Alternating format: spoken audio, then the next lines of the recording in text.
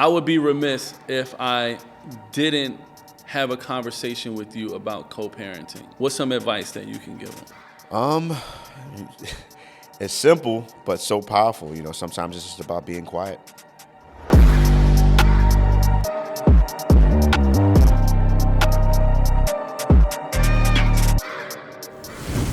Amadeus, My brother. welcome back. Man, honored to Rap be Dance, here, bro. humbled to be here, grateful to be here. And first of all, before we even get into it, salute, congrats to everything you've done. Congrats to everything you've accomplished.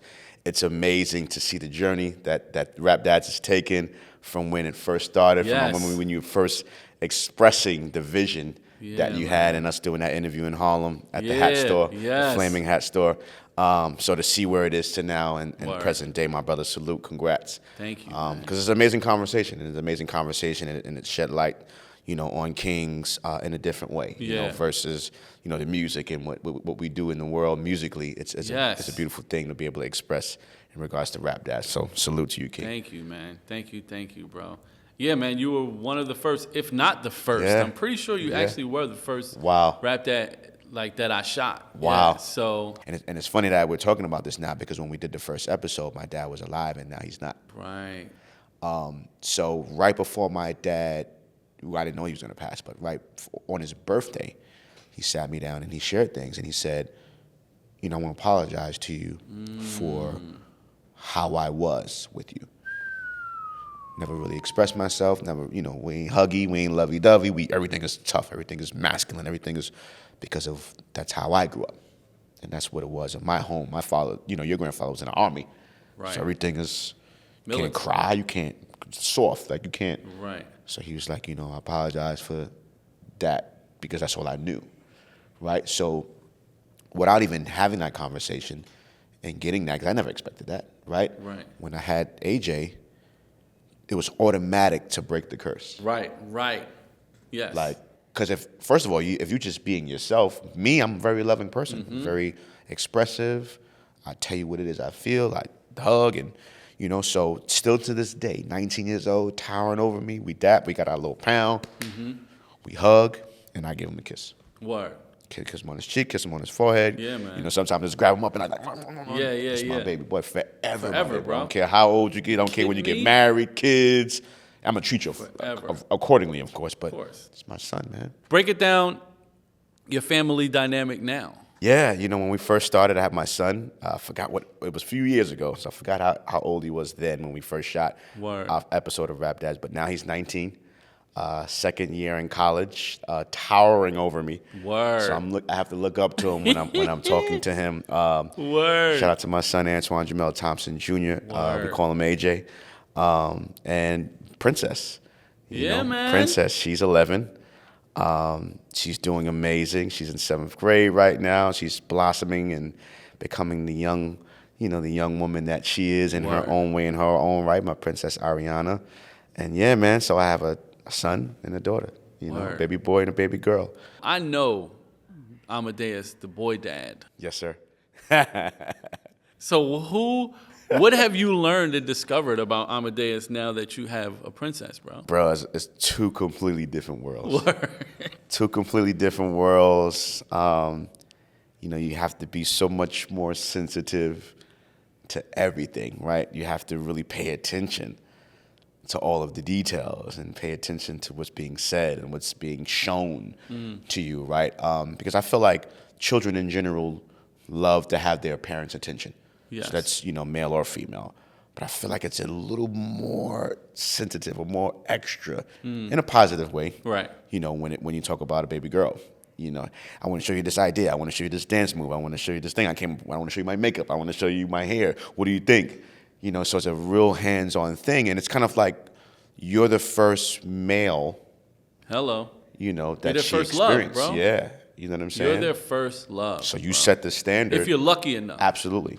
You set the standard of what it is, of what a man should supposed to be in regards towards your mom, you know, and towards her, you know, as a princess. You know what I'm saying? So the fact that, you know, my princess. Yeah. You know, my prince. And now he's, pretty much an adult now. So Yeah. now it transitioned from young king to king. Yeah. You know what I'm saying? And, but it's not just a title. It's more so of how you carry yourself and how, you move and respect and love and morals and values and spirituality. Right. And how you conduct yourself. You know what I'm saying? That makes you a prince or a princess or a king or a queen. It's not just the title just to have it. Right, It sounds right. cool. Like you really have to earn it and show yourself worthy of being considered a king or a queen. This interview ain't over yet, but I wanted to let you know that this is just a piece of a longer conversation you can check out on the Rap Dad Show podcast on all platforms. I always say it's the greatest role you can have. I love what I do as a musician, as a producer, as an author, the accolades, all that's cool. Yeah, man. But fatherhood, it's nothing in the world that can compare, especially when you're doing it the right way. Not the perfect way, because that doesn't exist. No such thing. But when you have 100% love in your hearts, right? For your kids, and I'm going to challenge the kings that are out there, but also for the moms as well, regardless of the circumstances. Right? Because they're the ones that brought life and these amazing kids into the world. I want to talk to you about the philanthropic side of you. Got you. The service side of you. It hasn't stopped when you became a father. I feel like it turned up even more. Yeah. I want to know, why that is. Because I'm going to be honest. My wife was the one who was really heavy on service because she knew our sons were going to grow up privileged. Got you. So she wanted to instill in them that they understood that their circumstances is not everyone's, and that they should not only understand and be appreciative of what they have, but because they're so blessed, they should be blessing, to others.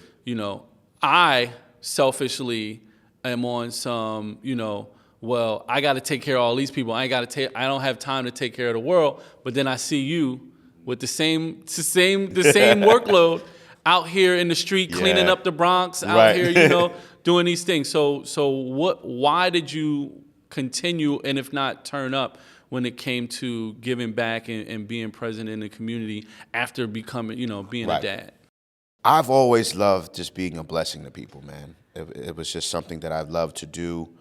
And I think it kind of stems from me being from the Bronx and being from my projects, 169th Washington Avenue, and just kind of coming up in a different environment, difficult environment, and finding love and passion in music, and that being my outlet, right? And making it out and doing something with myself and my life and not jeopardizing my life in that way. So I just always wanted to kind of empower people, and especially kids to hey, man, I know you're from there. I know, and hoods are all around the world, and I learned that in my travels touring, where it's like, there's a hood in London, there's a hood in Australia, there's a hood in Japan. Hoods are everywhere. Struggle is everywhere. And I want to say this. We all think we come from the worst hood ever. But until you went to another country and experienced below poverty, it's you real. can't talk about how crazy your hood is. And that's not to say that we don't come from crazy places. No, that's real. That travel perspective is very real. So, it's real. And so I've always just had a love and passion for just empowering people. And, having kids, I feel like definitely put the battery in my back, because you're seeing them each and every single day. You're encouraging them. But then you're thinking of a lens in regards to every parent is not me. Right? So when I walk into these schools and have the conversation in regards to them chasing to live their dreams, some never had that conversation before. So it's like I wanted to spark that conversation. And when we do, it's one of the most amazing and powerful conversations to have, because you're seeing these kids that these teachers and leadership are struggling to be energetic and be excited. You're seeing them all kind of excitement. Oh, I draw, or I rap, or I make beats, so I'm an NFL player. I play soccer, and you see them light up talking about what they love, and I'm like, that's what it's about. I want to know about, the impact that your philanthropy has on your kids. I mean, because they gotten to see some milestone Absolutely. moments. How has it impacted them? You It's think? dope, man. I would say the most recent one is the street sign. My name being inducted into the 2024 Bronx Walk of Fame. The sign is on between 161st, 158th Grand Concourse in front of the courthouse. You can literally see Yankee Stadium, right there as you view the sign. Legendary, and they were both there, with me for the unveiling of it. Come on, man. And just to see the look in their faces and just them being proud, right? So for my son, it's even more of a moment because, again, we share the same That's name. his name up there, bro. So it's just like, and I asked him, I was like, yo, what does Right. that mean to you? Like, what is it? And he was like, man, yeah, it's crazy, Dad. Like, Right. My son is a junior as well. It's one thing for us to say that you're your own man. Yeah. The expectation is not for you to be me. If anything, if you're not greater than I am, I failed you. Correct. You know what I'm saying? Correct. It's one thing to say those things. Yeah. But then when you're putting out that energy and people, you got a street named after you. Yeah, Like, it's so much, yeah. What are those conversations? Like, how are you encouraging him and making sure he's individual? Yeah, I love that question. It's just about really truly finding the passion, right? And it's a team effort in regards to myself and his mom, because we always have these conversations, right? And it's just really him really tapping into what he loves and going after that and just kind of really pushing him as much as possible. Like, yeah, so I kind of feel the relationship that we have is really comfortable. The trust is there. The openness is there. So I don't really feel like he has that pressure on him to have to be it's like, nah, bro, like whatever it is you want to do. And I love that you asked that question because oftentimes parents pressure their kids in regards to what we want them to do. Yes. And that's something that I've never done because I was always a rebel and following my music career and what I wanted to do. I want you to do this, and no, I'm going to go that way. Right. And I'm cool with going that way by myself, and none of y'all being there. Right. Y'all here now. Right.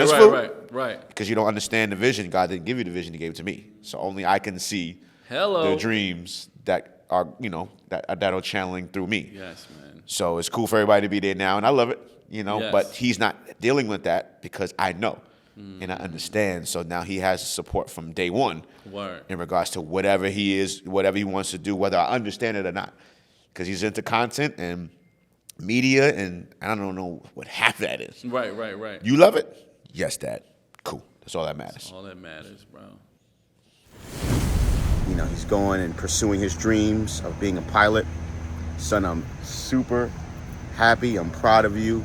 Want the world to know. He's leaving this weekend. I'm filled with a million emotions. But all proud moments, all proud emotions. I'm super happy. I'm super proud of you, man. Go after everything you want in life. You've made it this far. And again, we're super proud of you. Big shout out to his mother, who have done an amazing job. I wouldn't have chose no other person in the entire world to create this guy with and to co-parent with. So shout out to Mom. I would be remiss if I didn't have a conversation with you about co-parenting. A lot of the rap dads that listen and watch this show, that's something that's a pain point. It's something that they're aspiring to navigate, to really learn how to make the best Yes, sir. of their situation. What's some advice that you can give them? It's simple but so powerful. Sometimes it's just about being quiet. Sometimes it's about being quiet. What does that mean? How so? You have to pick your battles, man. Yes. Some of the back and forth, she was right. Some of the back and forth, I was right. Some of the back and forth just wasn't necessary. Because it's a lot of pain and hurt, when you make the decision to no longer be together. Right? So you view that person differently.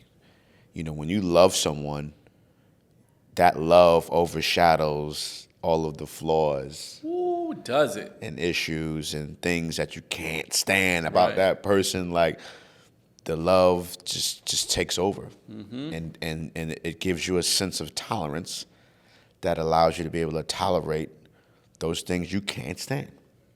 right? So Ain't love crazy that way, bro? bruh, it's powerful, man. Continue, man. Go ahead. So when you remove, and not saying that love is removed, but when you remove the part where you're no longer in love, Yes.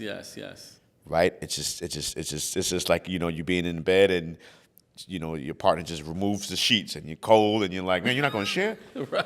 You pull those sheets off and now you're like, yeah. so all of those things you had an issue with, all those things you couldn't stand, you ain't got no patience and tolerance for none of that. Right. And the now you rosy view that glasses person. are all gone. Now you view that person differently. Yeah. You know, so when that's the issue and that's what happens, it's tough. Now you're gonna bump heads. Now you're not gonna see eye to eye because you're not in love anymore. It's not your partner anymore.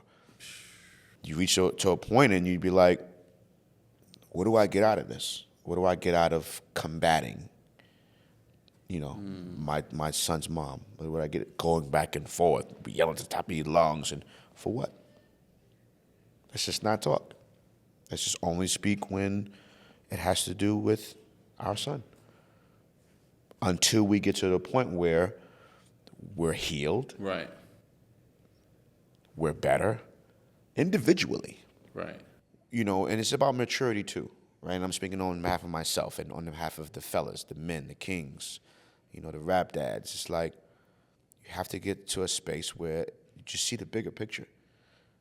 You know, like you can argue back and forth with your kid's mom and do all of that. But my vision, even when, you know, we went through the divorce thing, and my dream and hope was that we will be the coolest ever. That's what I envisioned. You kept that image. It's like, I love that, bro. because again, we're in each other's lives for the rest of our lives. Yes. We ain't got to hang out. We ain't got to go to dinners. We ain't got to go to the movies, family trips, excuse me. But we're going to be in each other's lives for the rest of our lives. Right. So we can't be enemies. I don't want to be your enemy. Right. Because once before, we were inseparable. So we can't let life and challenges and life be life and Right. to totally erase what once was. Yeah, man. I love that. On the next episode of the Rap Dads Show. My first album is a big fuck you letter to my father.